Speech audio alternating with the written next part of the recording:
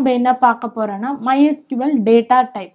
So நார்மலாக data type அப்படின்னா எல்லா ப்ரோக்ராமிங் லாங்குவேஜையும் ஏதாச்சும் ஒரு டேட்டாவை ஸ்டோர் பண்ணணும்னா அதுக்கான டைப் இருக்கணும். ஸோ அந்த டேட்டா டைப்பை நம்ம என்னன்னு சொல்லுவோம்னா, இப்போ ஏஜ் ஸ்டோர் பண்ணணும்னா அது இன்டீஜரில் இருக்கணும். இதே மாதிரி உங்களோட டேட் ஆஃப் பர்த் ஸ்டோர் பண்ணணும்னா அது டேட் ஃபார்மேட்டில் இருக்கணும். உங்கள் நேம்னா அதுக்கு ஸ்ட்ரிங்.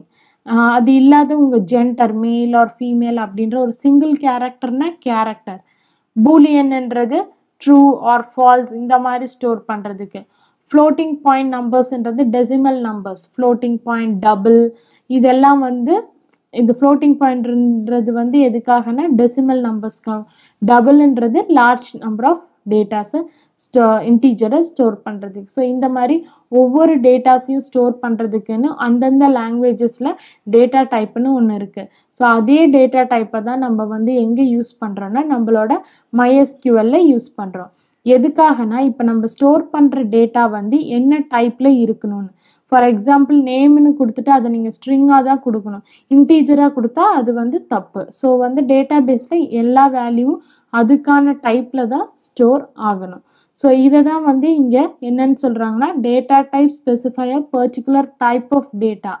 அது என்னென்னா integer, floating point, boolean, strings, character etcetera இந்த மாதிரி நிறைய இருக்குது. It also identify the possible value for the type. So அது அந்த டேட்டாக்கு என்ன டைப் ஆஃப் வேல்யூ வேணுமோ அதுவும் ஐடென்டிஃபை பண்ணி கொடுக்கலாம். The operation can be performed on the type and the way the value of the types are stored. அப்படின்னா என்ன மீனிங்னா, இப்போ நீங்கள் வந்து உங்களோட சேலரியை ஸ்டோர் பண்ணுறீங்க. அந்த சேலரியில் ஏதாச்சும் ஆப்ரேஷன் பண்ணணுன்னா நீங்கள் இன்டீஜராக ஸ்டோர் பண்ணால் மட்டும்தான் ஆப்ரேஷன் பண்ண முடியும். ஸ்ட்ரிங்காக பண்ணால் ஸ்ட்ரிங் ஆப்ரேஷன் மட்டும்தான் அதில் பண்ண முடியும். ஸோ இப்போ MySQL support a lot number of SQL standard data type in various categories சொல்கிறாங்க. ஸோ SQL ஸ்டாண்டர்ட்னாவே என்னென்ன டைப் ஆஃப் டேட்டாவை வந்து நம்ம பிரிச்சிருக்கோம் அப்படின்னு சொல்லலாம். நார்மலாக டேட்டா டைப்ஸ் வந்து 2 டைப்பாக பிரிச்சிருப்பாங்க. டேட்டா டைப்பை வந்து 2 டைப்ஸாக இருக்கும். அது வந்து ஃபர்ஸ்ட் ஒன் என்னன்னு சொல்லுவோன்னா ப்ரிமிட்டிவ். இது வந்து ப்ரோக்ராமிங் லாங்குவேஜில் சொல்கிறேன். ஸோ ப்ரிமிட்டிவ் டேட்டா டைப்னு இருக்குது. அடுத்து வந்து என்னென்னா நான் ப்ரிமிட்டிவ் டேட்டா டைப் அப்படின்னு இருக்குது. ஸோ ப்ரிமிட்டிவ் டேட்டா டைப் அப்படின்றது என்ன மீனிங்னா, ப்ரிமிட்டிவ் டேட்டா டைப்னா ஃபிக்ஸ்டு சைஸ் இருக்கும். அதுக்கான ஃபிக்ஸ்டு சைஸ் அண்ட் டைப் இருக்கும். ஸோ அதுதான் வந்து ப்ரிமிட்டிவ் டேட்டா டைப் அப்படின்னு சொல்லுவோம். இதே நான் ப்ரிமிட்டிவ் டேட்டா டைப் அப்படின்னா என்னன்னு சொல்லுவோன்னா, it has no fixed type and size. அதை தான் வந்து நான் ப்ரிமிட்டிவ்னு சொல்லுவோம். ஸோ இதுக்கு வந்து ஃபிக்ஸ்டு சைஸ் ஆர் டைப் வந்து இல்லை. ஸோ அதுதான் வந்து நம்ம இங்கே சொல்லுவோம். It has no fixed size and type. இதுதான் primitive and non primitive. So ப்ரிமிட்டிவ்ல என்னெல்லாம் வரும்னா integer, character, float, double,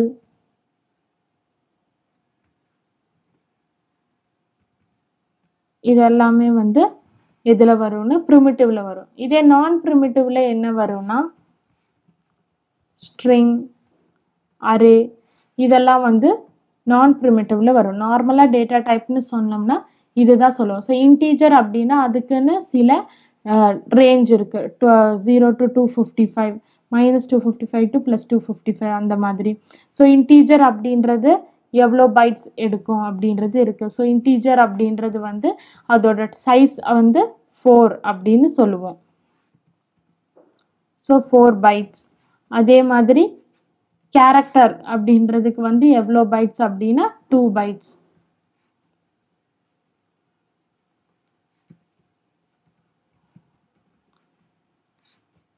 and next வந்து ஃப்ளோட். ஃப்ளோட் அப்படின்றதுக்கும் வந்து 4 பைட்ஸ். And double. டபுள் அப்படின்றதுக்கு வந்து இன்டீஜரோட இட்ஸ் டபுள் அப்படின்றனால 8 பைட்ஸ். ஸோ இந்த மாதிரி வந்து இந்த இன்டீஜர் அப்படின்றது டேட்டா டைப். அது வந்து இத்தனை சைஸ், ஃபிக்ஸ்டு சைஸ். இதுக்கப்புறம் இதில் ஸ்டோர் பண்ண முடியாது. இதுக்கப்புறம் லார்ஜராக இருக்கிற நம்பரை ஸ்டோர் பண்ணணும். நீங்கள் டபுளில் தான் ஸ்டோர் பண்ணணும். அதே மாதிரி ஃப்ளோட் இருக்குது. ஸோ இது வந்து ஃப்ளோட்டிங் பாயிண்ட் நம்பர் அப்படின்னு சொல்லுவோம்.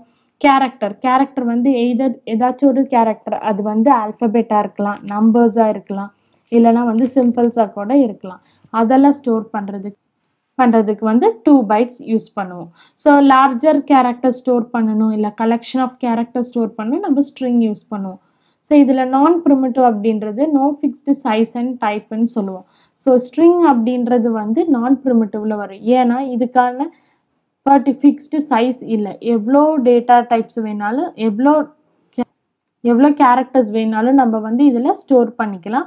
ஸோ இந்த ஸ்ட்ரிங் அப்படின்னு கொடுத்துட்டீங்க அப்படின்னா, இப்போ நான் ஸ்ட்ரிங் எஸ்ன்னு கொடுத்துட்டேன்னா இந்த ஸ்ட்ரிங்குள்ளே வந்து நீங்கள் வந்து ஆல்ஃபபெட்ஸ் பண்ணலாம், நம்பர்ஸ் பண்ணலாம், ஸ்பெஷல் கேரக்டர்ஸ் பண்ணலாம்.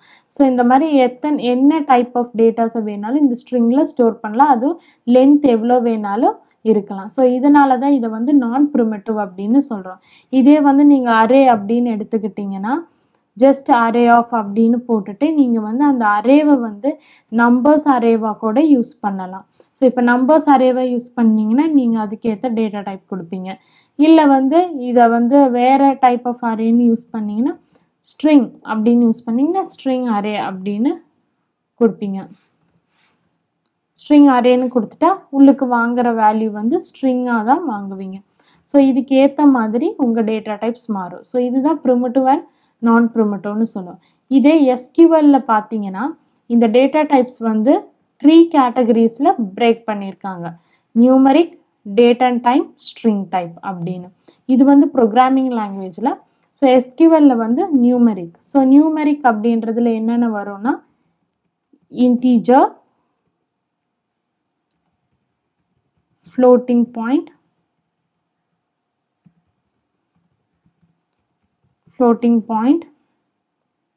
அதுக்கப்புறம் வந்து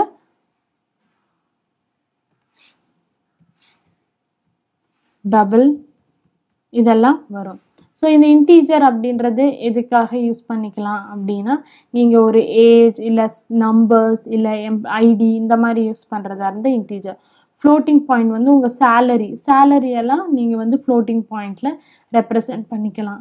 டபுள் அப்படின்றது டபுளில் கூட சேலரி ரெப்ரசன்ட் பண்ணிக்கலாம், இல்லைன்னா உங்கள் ஃபோன் நம்பர்ஸ். ஸோ அந்த மாதிரி லார்ஜர் வேல்யூஸை வந்து உங்களோட டேட்டா பேஸில் யூஸ் பண்ணிக்கலாம். So numeric. ஸோ நியூமரிக்கு அடுத்து டேட் அண்ட் டைம் அப்படின்னு இருக்குது. ஸோ டேட் அண்ட் டைம் அப்படின்றது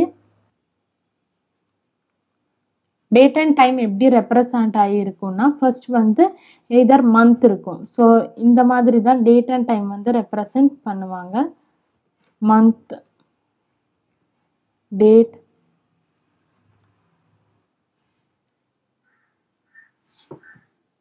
so date, month, year. So இந்த மாதிரி ரெப்ரசன்ட் பண்ணுறதுக்கு நம்மளுக்கு அதுக்கு தகுந்த டேட் அண்ட் டைம் அப்படின்ற ஒரு டைப் ஆஃப் டேட்டாஸே இருக்குது. இப்போ டைம் அப்படின்னு பார்த்தீங்கன்னா hours. So hours, minutes, seconds. So இந்த மாதிரி பிரிப்போம். ஸோ இந்த மாதிரிக்கெல்லாம் நம்மளுக்கு வந்து டேட் அண்ட் டைம் தேவைப்படும். மற்றபடி நம்ம வேறு ஏதாச்சும் ஸ்டோர் பண்ணோம், இப்போ நேம் ஸ்டோர் பண்ணோம், இல்லை கம்பெனி நேம் ஸ்டோர் பண்ணோம், டெசிக்னேஷன் ஸ்டோர் பண்ணோம். ஸோ இந்த மாதிரி இன்ஃபர்மேஷனுக்கெல்லாம் நம்ம ஸ்ட்ரிங் யூஸ் பண்ணுவோம். ஸோ இதெல்லாம் தான் நம்ம டேட்டாபேஸ் வந்து MySQL யூஸ் பண்ணுறது. இது வந்து ஸ்டாண்டர்ட் டேட்டாபேஸ் ஆஃப் SQLனு கூட சொல்லுவாங்க. ஸோ இதெல்லாம் யூஸ் பண்ணி தான் நம்ம டேட்டாஸை ஸ்டோர் பண்ணி அதை எப்படி ஆக்சஸ் பண்ணுறது, அதில் எப்படி ஆப்ரேஷன்ஸ்லாம் பெர்ஃபார்ம் பண்ணுறதுன்னு பார்க்கணும். ஏன்னா கரெக்டான டேட்டா டைப்பில் ஸ்டோர் பண்ணலன்னா நம்மளால ஆப்ரேஷன்ஸ் பெர்ஃபார்ம் பண்ண முடியாது.